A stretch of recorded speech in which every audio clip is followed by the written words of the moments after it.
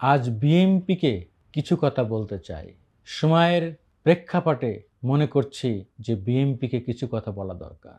না, আমি জ্ঞান দিতে আসিনি। আমি মনে করি আমি যে কথাগুলো এখন বলবো সেটি শুধু আমার কথা না, অনেকের চিন্তার সঙ্গে, চেতনার সঙ্গে, ভাবনার সাথে মিলে যেতে পারে, মিলবে বলে আমি মনে করি। যারা জামাতে ইসলামী আছেন তারাও কথাটা শুনতে পারেন, আপনাদেরও কাজে লাগবে।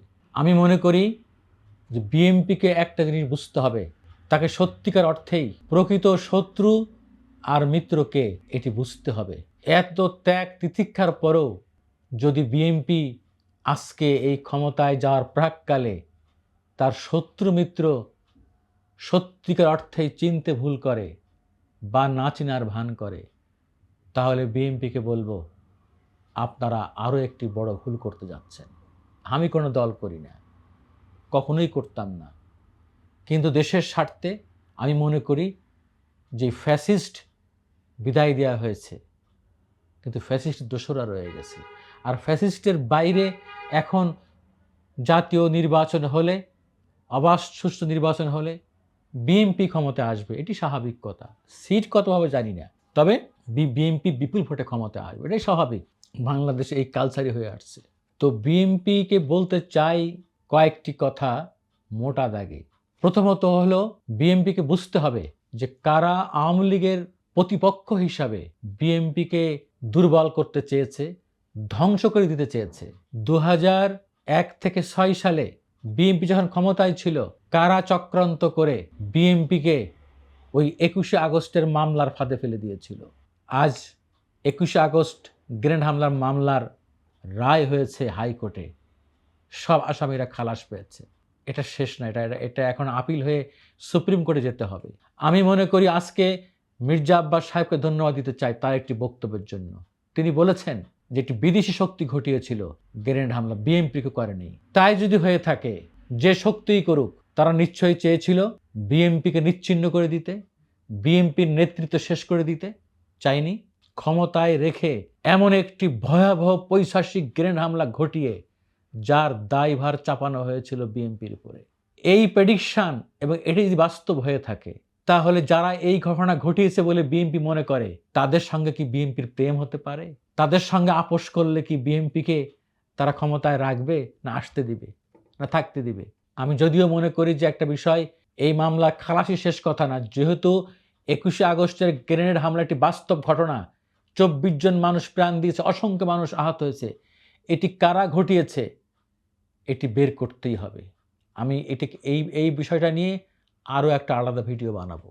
যাই হোক, আমি যে কথা বলতেই ভিডিও বানাচ্ছি সেটি হলো, এই 111 সৃষ্টি করে -2 ফরমালার নামে -1 করে দিয়েছিল। বিএনপিকে এই 16 বছর ক্ষমতার বাইরে রেখেছে, তারও বেশি। 2006 সালের পর থেকে কত বছর হলো হিসাব করে দেখেন। এই দীর্ঘ সময় যারা বিএনপি ক্ষমতার বাইরে রেখেছে, বিএনপিকে ধ্বংস করে দিতে চেয়েছে, তারা কারা? সেই সব দেশি বিদেশি যে শক্তি, অপশক্তি, চক্রান্তকারী, তাদেরকে কি বিএনপি ভুলে গেছে? না এখন তাদের ঘাড়ে সওয়ার হয়ে, তাদের মনে কষ্ট না দিয়ে, তাদের সাথে ব্যালেন্স করে, আপোষ করে ক্ষমতা আসতে চায়, ক্ষমতা থাকতে চায়? কারা জিয়াউর রহমানকে হত্যা করেছিল? যেই জিয়াউর রহমান বহুদলীয় গণতন্ত্র সৃষ্টি করেছিল, যেই জিয়াউর রহমানের হাত দিয়ে নতুন এক বাংলাদেশ যাত্রা শুরু করেছিল, উনি ক্যান্টনমেন্ট থেকে আসলেও সত্যিকার অর্থেই ওনার বিরুদ্ধে হয়তো অনেক অভিযোগ থাকতে পারে, সেটি ভিন্ন আলোচনা হতে পারে, কিন্তু রাষ্ট্রনায়ক জিয়াউর রহমান যে নতুন বাংলাদেশ উপহার দিয়েছিল, যে নতুন রাজনীতি উপহার দিয়েছিল, এবং ব্যক্তি জীবনে তিনি সৎ রাষ্ট্রনায়ক ছিলেন, একথা তো সবাই স্বীকার করবেন। সেই জিয়াউর রহমানকে কেন বাঁচতে দেওয়া হলো না? কারা মেরে ফেললো? যেই জিয়াউর রহমানকে যারা মেরে ফেলে, চক্রান্ত করে মেরে ফেলেছে, বিএনপি কি তাদের সঙ্গে আপোষ করতে চায়? এই 16 বছরে এই ফ্যাসিস্ট আওয়ামী লীগ সরকারকে বিনা ভোটে যারা রেখেছিল ক্ষমতায়, আরো রাখতে চেয়েছিল, যাদেরকে দিয়ে সব নিয়েছে, ওই শোনেন নাই প্রেস কনফারেন্সে বলেছিল ওদেরকে যা দিয়েছি সারা জীবন মনে রাখতে হবে। কোনো দেশের বিরুদ্ধে বিষোদ্গার করতে চাই না, বাস্তব কথা বলতে এসেছি।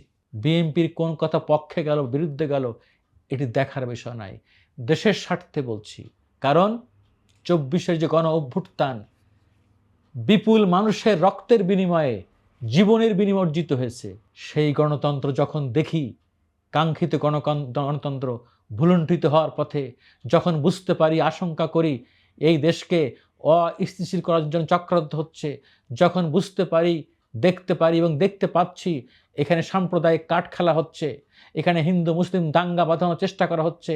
দাঙ্গা না বাঁধলেও অপপ্রচার করে, মিথ্যাচার করে, অপপ্রচার রটিয়ে তারা কিছু ফায়দা হাসিল করতে চায়। তখন তো বাংলাদেশের একজন নাগরিক হিসাবে চুপ থাকতে পারি না। দুর্ভাগ্যের বিষয়, যারা গত 16 বছর এই ন্যারেটিভ তৈরি করেছিল, বিপ্লবকে বাঁচিয়ে রেখেছিল, বিএনপিকে প্রকৃত শত্রু মিত্র চেনাতে শিখাইছিল, আফসোস লাগে যখন দেখি বিএনপি তাদের বিরুদ্ধে কথা বলে, তাদের বিরুদ্ধে অবস্থান নেয়, এবং যারা বিএনপিকে ধ্বংস করতে চায় প্রকারান্তরে তাদের সাথে আপোষ করার একটা ইঙ্গিত পায়। আফসোস, আমরা এই বিএনপিও চাই না, এরকম বিএনপি ক্ষমতায় আসুক চাই না। আমরা চাই বিএনপি দেশপ্রেমে শপথ নিয়ে একটি দেশপ্রেমিক দল হিসাবে বিপ্লবের সরকারের মতো তারা জনগণের ভোট নিয়ে একটি শক্তিশালী অবস্থায় তারা ফিরে আসবে, কারো দাসত্ব করার জন্য, কারো গোলামি করার জন্য না। আমি সকালে একটি ভিডিও বানিয়েছিলাম, সেখানে বলেছি যে সাম্প্রদায়িক যে উস্কানি দেওয়া হচ্ছে তার পাল্টা যে বয়ান তৈরি করা, তথ্যভিত্তিক ডকুমেন্টারি, সেটি বিএনপি করতে ব্যর্থ হয়েছে। আমি মনে করি এখনো সময় আছে বিএনপিকে ভারতের যে অপপ্রচার, যে মিথ্যাচার, তার বিরুদ্ধে ডকুমেন্টারি বানাতে হবে, দ্রুত বানাতে হবে।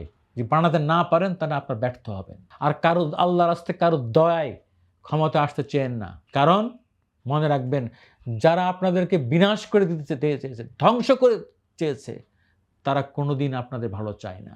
বরং আমি মনে করি একটি অসাম্প্রদায়িক বাংলাদেশ গড়ার ক্ষেত্রে আপনাদের অনেক ভূমিকা আছে। আপনারা হিন্দু, বৌদ্ধ, খ্রিস্টান ঐক্য পরিষদ, তাদের সাথে বসেন, তাদের কথা শোনেন। এটা তো ফ্যাক্ট, বাংলাদেশে কিছু ঘটনা ঘটেছে, আপনারা সব আমলে নেন। পূর্ণ তদন্ত করতে হবে। হিন্দু সম্প্রদায়ের ভাইদের বাড়িতে হানা দিয়ে যত রকম হয়েছে, রাজনৈতিকভাবে যদি হামলা হয়ে থাকে সেটিও দেখতে হবে কারা করেছে এবং কেন করেছে, জাতির সামনে তুলে ধরতে হবে। যে আপনি আওয়ামী লীগের পদ পদবি দখল করে রাখবেন, আওয়ামী লীগের পদ পদবি নিয়ে আপনি সব সুবিধা ভোগ করেছেন, আপনি ফ্যাসিস্ট দোসর ছিলেন, আর যখন হামলা হবে তখন বলবেন যে আমি হিন্দু, আমি খ্রিস্টান, তা তো হবে না। রাজনৈতিক এত বড় বিপ্লব হয়েছে, রাজনৈতিকভাবে 5 তারিখের পরে কিছু জায়গায় কিছু ঘটনা ঘটেছে, কিন্তু কই যারা আওয়ামী লীগ, মুসলমান আওয়ামী লীগ, মুসলিম, তাদের বাড়ি, তাদের তো অনেকের বাড়িতে হামলা হয়েছে, যদিও কোনো হামলা সমর্থন করি না, হয়েছে তো তাহলে তো তাদের সংখ্যাটা বেশি। কই আপনি একবারও কেন বলেন না যে আমি আওয়ামী লীগ করতাম, ছাত্রলীগ করতাম, যুবলীগ করতাম? আপনাদেরকে ওই জায়গায় আসতে হবে। যাই হোক, আমি যেটা বলতে চাচ্ছি, আমি মনে করি বাংলাদেশের বেশিরভাগ হিন্দু, বৌদ্ধ, খ্রিস্টান তারা অসাম্প্রদায়িক। রিয়েলিটি কিন্তু তারা এই দেশকে ভালোবাসে। গুটি কয়েক স্বার্থ অন্ধ, ওই মনে মনে তারা হলো প্রকাশ্যে বাংলাদেশি, মনে মনে ভারতীয়। এদেরকেও চিহ্নিত করতে হবে। আমি বলি না, তাদের কনভিন্স করেন, বোঝান যেই বাংলাদেশ আপনার, আমার, আমাদের সবার, দেশের বিরুদ্ধে চক্রান্ত করবেন না।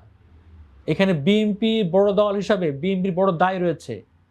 আমি বলতে চাই জেলায় জেলায়, উপজেলায়, কেন্দ্রীয়ভাবে তাদের সাথে আপনারা বসেন, আলোচনা করেন, তাদের দাবিগুলো শোনেন, তাদের প্রত্যেকটা অভিযোগ খতিয়ে দেখেন, সরকারকে বলেন সরকারিভাবে তদন্ত কমিটি করতে, আপনারা বিএনপি থেকে তদন্ত কমিটি গঠন করেন। রাজনীতি করুক আর না করুক, সংখ্যালঘুদের উপর যেই কয়টি হামলা ঘটনা ঘটেছে, সংখ্যালঘুদের উপরে যতগুলো অন্যায় হয়েছে, প্রত্যেকটা ঘটনার বিচার করতে হবে আমি চাচ্ছি। আর আমি একটা কথা বলতে চাচ্ছি, হিন্দু ভাইয়েরা, সংখ্যালঘু ভাইয়েরা কেন আওয়ামী লীগ করবে, কেন বিএনপি করবে না? এটা আপনাদের ব্যর্থতা। আপনারা দল হিসাবে আপনারা সেই দায়িত্ববোধ পালন করতে পারেন নাই, সেই কর্মসূচি নিতে পারেন নাই, যে কারণে আপনারা তাদেরকে আনতে পারেন নাই। আনেন, এটি উদার বাংলাদেশ করেন। আপনাদের দলেও আমি তো কিছু কিছু সংখ্যালঘু তো আছে, আমাদের নিপুণ রায়, আমাদের নিতাই রায় চৌধুরী, গয়েশ্বর দাদা সহ অনেকেই তো আছে, সচেতনভাবে আছে, তারা বিএনপিকে ভালোবেসে আছে, বিএনপিকে বুকে ধারণ করে আছে। তাহলে আপনাদের সংগঠনে এইসব আমাদের সংখ্যালঘু ভাইদেরকে, বোনদেরকে জায়গা দেন, পদ দেন। আপনারা পার্লামেন্টে যখন নির্বাচন করবেন অন্তত 20 জন এমপি সংখ্যালঘু থেকে আপনারা মনোনয়ন দেন। ভুল করেন কেন? আপনারা তখন ইসলামী দল না। তাহলে আমি মনে করি তাদেরকে আপনারা কাছে টেনে নেন, দেখবেন সত্যি একটি উদার গণতান্ত্রিক বাংলাদেশ, একটি অসাম্প্রদায়িক বাংলাদেশ করতে বেশি দিন লাগবে না। যতই ভারত উস্কানি দিক, যতই বিজেপি উস্কানি দিক, আপনারা সংখ্যালঘুদের উপরে দুহাত বাড়িয়ে দেন, দেখবেন যে অসাম্প্রদায়িক বাংলাদেশ ছিল, সম্প্রীতির বাংলাদেশ ছিল, সেখানে আবার ফিরে যাবে। কেউ আমাদেরকে দাবা রাখতে পারবে না। কোনো চক্রান্ত কাজে আসবে না। আপনারা একটু উদার হন, হাতটা প্রসারিত করেন এবং তাদের কথা শোনেন। শুনলেই কিন্তু সমাধান হয়ে যাবে। আর যদি এভাবে না শুনে শুধু বক্তৃতা দেন, সমালোচনা করেন, তাহলে এই যে ক্ষত, এই যে গর্ত আরো বড় হবে। আমি মনে করি সময়ের 1 ফোড়, অসময়ের 10 ফোড়। সত্যি যদি অবাধ সুষ্ঠু নির্বাচন করতে চান, নির্বাচনের সেই মঞ্জিলে পৌঁছাতে চান, তাহলে আপনাদেরকে আরও অনেক সচেতন হতে হবে। সরকারকে বলি, কখন কোথায় কাদের গ্রেপ্তার করতে হবে এটা জানতে হবে, বুঝতে হবে। উস্কানি তৈরি হবে, বাজে পরিস্থিতি তৈরি হবে, এমন কিছু করা যাবে না, এমন ফাঁদে পা দেওয়া যাবে না। দেশের স্বার্থ আগে চিন্তা ভাবনা করে সবাইকে পা ফেলতে হবে।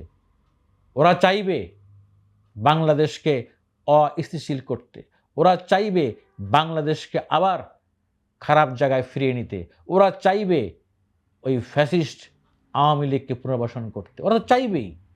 আপনি সুযোগ দিবেন কেন? আসেন আমরা সবাই মিলে এই বাংলাদেশটাকে আমাদের স্বপ্নের বাংলাদেশের পথে নিয়ে যাই। আল্লাহ হাফেজ।